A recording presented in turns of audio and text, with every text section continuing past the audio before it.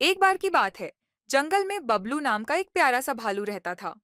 बबलू बहुत आलसी था और हमेशा सोता रहता था। जब उसके दोस्त बंदर मिंकी, खरगोश चिंटू और तोता मीना खेलते, तो बबलू कहता, मुझे खेलने में मजा नहीं आता, चलो सोते हैं। एक दिन बबलू जंगल में टहल रहा था। उसे एक चमचमाते जूते मिले। जूते इतने रंग बिरंगे और चमकीले थे कि बबलू ने सोचा, चलो इन्हें पहनकर देखते हैं। जैसे ही बबलू ने जूते पहने, जूतों ने जोर से कहा, चलो बबलू भागो। और फिर क्या था, बबलू उछल उछल कर दौड़ने लगा।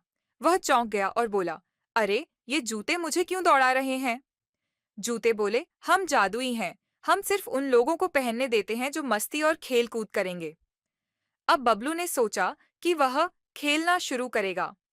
उसने मिंकी, चिंटू और मीना को बुलाया और उनके साथ दौड़ने भागने और खेलने लगा।